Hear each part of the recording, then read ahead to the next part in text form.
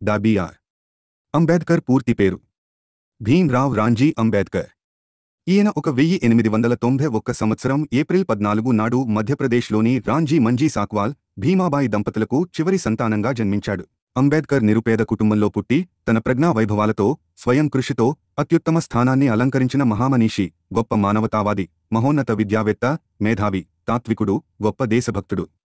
మొట్టమొదటి కేంద్ర న్యాయశాఖ మంత్రి, ప్రముఖ భారతీయ న్యాయవాది, ఆర్థిక శాస్త్రవేత్త, రాజకీయ నేత, సంఘ సంస్కర్త. ఇతను అంటరానితనం, కుల నిర్మూలన కోసం ఎంతో కృషి చేశాడు. భారత రాజ్యాంగ పితామహుడు డాక్టర్ భీమ్రావ్ అంబేద్కర్. స్వతంత్ర భారతదేశపు మొదటి న్యాయమంత్రిడా.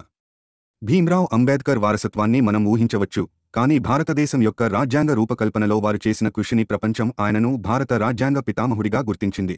అంబేద్కర్ తన కులం కారణంగా చిన్నప్పటి నుండి వివక్ష మరియు పక్షపాతాన్ని ఎదుర్కొన్నాడు. ఇది కుల ఆధారిత వివక్ష వ్యవస్థకు వ్యతిరేకంగా పోరాడాలనే అతని కోరికకు ఆజ్యం పోసింది. అతను తెలివైన విద్యార్థి మరియు కొలంబియా విశ్వవిద్యాలయం మరియు లండన్ స్కూల్ ఆఫ్ ఎకనామిక్స్ నుండి న్యాయశాస్త్రం మరియు ఆర్థిక శాస్త్రంలో డిగ్రీలను సంపాదించాడు. 1923లో అతను బహిష్కృత్ హితకారిణి సభ, బహిష్కృత సంక్షేమ సంఘం ని స్థాపించాడు. ఇది అణగారిన వర్గాలలో విద్య మరియు సంస్కృతిని వ్యాప్తి చేయడానికి అంకితం చేయబడింది. 1927 నాటికి అంబేద్కర్ అంటరానితనానికి వ్యతిరేకంగా క్రియాశీల ఉద్యమాలు చేపట్టాలని నిర్ణయించుకున్నారు. ప్రజా తాగునీటి వనరులను తెరిచేందుకు ప్రజా ఉద్యమాలు మరియు పాదయాత్రలతో అతను ప్రారంభించాడు. హిందూ దేవాలయాల్లోకి ప్రవేశించే హక్కు కోసం పోరాటాన్ని కూడా ప్రారంభించాడు. 1927 చివరలో జరిగిన ఒక సమావేశంలో అంబేద్కర్ కుల వివక్ష మరియు అస్పృశ్యత ని సైద్ధాంతికంగా సమర్థించినందుకు క్లాసిక్ హిందూ టెక్స్ట్ మనుస్మృతిని, మను చట్టాలు బహిరంగంగా ఖండించారు మరియు అతను ఆచారబద్ధంగా పురాతన గ్రంథం కాపీలను తగలబెట్టాడు. అంబేద్కర్ రాజకీయ ప్రయాణం. 1936లో అంబేద్కర్ ఇండిపెండెంట్ లేబర్ పార్టీని స్థాపించారు. ఇది 1937 బొంబాయి ఎన్నికలలో సెంట్రల్ లెజిస్లేటివ్ అసెంబ్లీకి 13, రిజర్వ్ మరియు 4 జనరల్ స్థానాలకు పోటీ చేసి వరుసగా 11 మరియు 3 స్థానాలను గెలుచుకుంది. 1937లో అంబేద్కర్ బొంబాయి శాసనసభలో ప్రభుత్వానికి మరియు రైతులకు మధ్య ప్రత్యక్ష సంబంధాన్ని ఏర్పరచడం ద్వారా ఖోతీ వ్యవస్థను రద్దు చేయాలనే లక్ష్యంతో ఒక బిల్లును ప్రవేశపెట్టారు.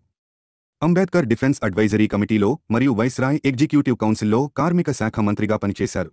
25 సెప్టెంబరు 1932న పూనా ఒప్పందం.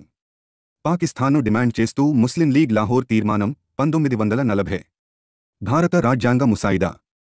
భారతదేశానికి స్వాతంత్ర్యం లభించిన అదృష్ట ఘడియలో భారతదేశ మొదటి ప్రధానమంత్రి జవహర్లాల్ నెహ్రూ అనర్గళంగా ప్రసంగించినందున విధితో భారతదేశం యొక్క ప్రయత్నం డాక్టర్ అంబేద్కర్కు ఒక స్మారక బాధ్యత అప్పగించబడింది. అతను ఆగస్టు 29, 1947న రాజ్యాంగ ముసాయిదా కమిటీ చైర్మన్గా నియమించబడ్డాడు. అంబేద్కర్ యొక్క విజయాలు అనేక రెట్లు మరియు విస్తృత వర్ణపటంలో ఉన్నప్పటికీ అతని అంతర్గత జీవితం గొప్పది మరియు ఆధ్యాత్మిక శక్తితో గుర్తించబడింది. 1956లో బౌద్ధమతాన్ని స్వీకరించాడు. మరణం. అతను 1956లో న్యూఢిల్లీలో మరణానంతరం ప్రచురించబడిన ది బుద్ధ అండ్ హిస్ ధమ్మా లో పనిచేస్తున్నప్పుడు మరణించాడు.